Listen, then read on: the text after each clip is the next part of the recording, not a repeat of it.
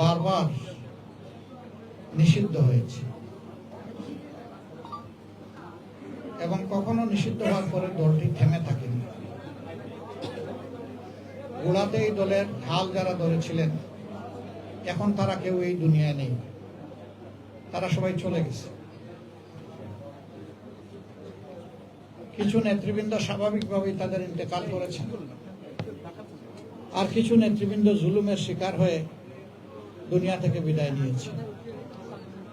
আমি আজকের এই আবেগঘন মুহূর্তে তাদেরকে আমার কলিজার সবটুকু উজাড় করে আমি স্মরণ করছি। আল্লাহ তাআলার দরবারে দোয়া করি তারা যেন আল্লাহর কাছ থেকে উত্তম পাওনাটাই পান। তাদের রক্ত অসংখ্য মজলুমানের চোখের পানি শেষ পর্যন্ত বাংলাদেশকে আজকের এই জায়গায় নিয়ে এসেছে। তবে আমি নিতান্তই শ্রদ্ধার সাথে স্মরণ করি 47-এ যারা আমাদের আজাদির জন্য লড়াই করেছিলেন এবং আজাদি এনেছিলেন, আর 71 যারা জীবন বাজি রেখে লড়াই করেছেন এবং শাহাদত বরণ করেছেন, আবার কেউ কেউ বেঁচেও আছে।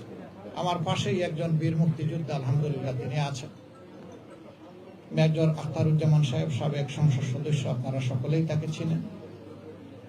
তাদের মধ্যেও ওই লড়াকু সৈনিকেরা খুব বেশি বেঁচে নেই, অনেকেই দুনিয়া থেকে বিদায় নিয়েছেন। এরকম যারাই দুনিয়া থেকে বিদায় নিয়েছেন আল্লাহ তাআলার দরবারে দোয়া করি আল্লাহ তাদের সকলকে যেন উত্তম প্রতিদান দেন, আর যারা বেঁচে আছেন তারা যেন জাতির খেদমতে তাদের জীবনের শেষ অংশটুকু উজাড় করে দিতে পারে। ইতিমধ্যে আপনারা হয়তো কিছুটা অনুভব করেছেন, সারা দেশে নির্বাচনের প্রাথমিক ফলাফল আসতে শুরু করেছে। আমাদের ধারণা রাত্রে 11টা পর্যন্ত হয়তোবা এটা একটা শেপ নিতে পারে। এখনই অগ্রিম কিছু বলা আমাদের জন্য সমীচীন নয়। দুপুরে অনেকে প্রশ্ন করেছিলেন যে আপনারা কতটা আসন প্রত্যাশা করেন।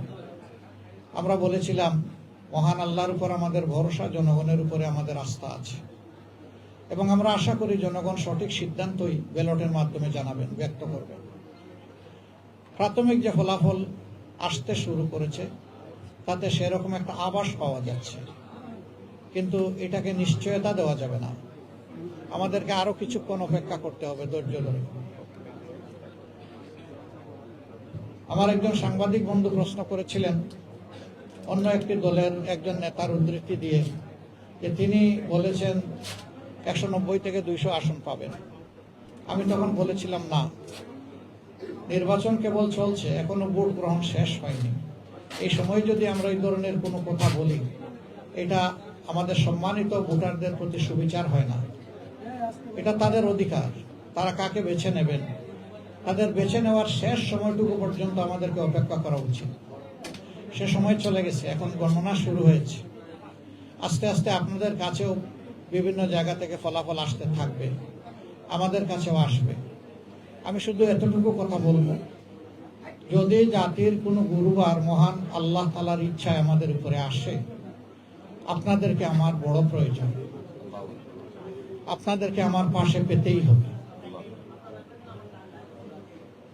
আপনারা যদি আমাকে সাহায্য করেন, আমাদেরকে সাহায্য করেন, তাহলে ইনশাআল্লাহ আমরা এ দেশ জাতির জন্য ভালো কিছু আশা করি করতে পারবো।